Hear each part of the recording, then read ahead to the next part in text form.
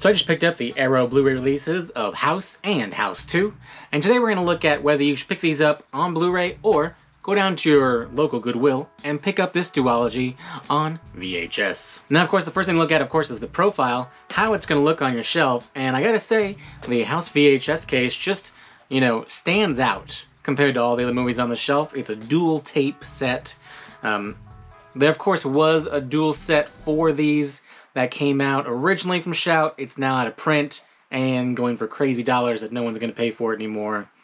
And if you're willing to import, I think there's even a 4-pack of House, which, because of rights in the US, will probably never come out in the US. But, one of the other things to think about when you're thinking about these movies is they're 80s movies. And when I think of 80s, I really think of VHS. In fact, hold on for a second.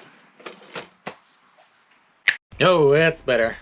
There's just something about the nostalgia on having these things on VHS. With discs, you're always worried about touching them or, breaking them accidentally.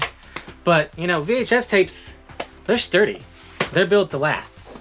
You can, beat a VHS tape with a hammer. What are you doing? Nothing. You can't do that to these Arrow Blu-ray releases. And just look at these screen comparisons. I mean, look at that. The HD is just way too sharp. It's just way too easy to see what's going on. Oh, and look at this. How the picture sometimes goes black and white, but not completely black and white. It just kind of stylizes the shot. That's art right there. You can't get that on Blu-ray. Also VHS comes with an activity. With a Blu-ray, you just press the button and then you sit there, like a lump on the couch. With VHS, you gotta have that remote in your hand. You're constantly pressing the tracking button up and down. It's almost like a game. It's like, do you wanna watch this movie? Yeah, I do wanna watch this movie.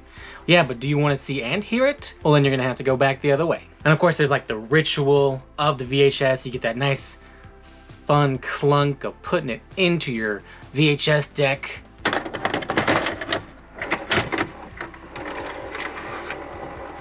The satisfying sound of magnetic tape rewinding at the end.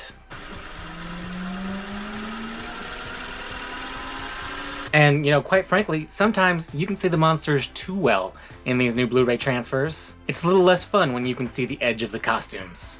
The VHS kind of gave it that fuzzy, blurry, what is that look? And it made it scary. And you know what? For good measure, VHS just made most of the daytime shots look like evening shots as well. Yeah, of course, both of these have the audio commentary carried over from the DVDs. And of course, they both have amazing retrospectives on them. But really, you're here for the movie, right? Who really needs to watch all those behind-the-scenes featurettes that are surprisingly different and don't duplicate information over and over again? And look at these covers. This gives away the bad guy to the movie before you even put it in. That monster's not even in the movie. In fact, I'm not even sure if that's the same house from the movie. And let's go to the back. Let's look at House 2 versus House 2 VHS. Running time on the Blu-ray, 88 minutes. Running time on the VHS, 90 minutes. Yeah, you get the R-rated cut on the VHS that's not available on Blu-ray. And I'm sure that's just not a terrible typo. Also, these VHS tapes are recorded in EP mode. That's right. Half of the tape save the environment, Go with the tape. And what's more, VHS, that means open matte. That means you get to see the edge of the sets in scenes where it looks totally believable in Blu-ray. So which one should you go with? Well, I think it's pretty obvious. And, as always, thanks for tuning in, and have a great day. Oh, and happy April Fool's Day.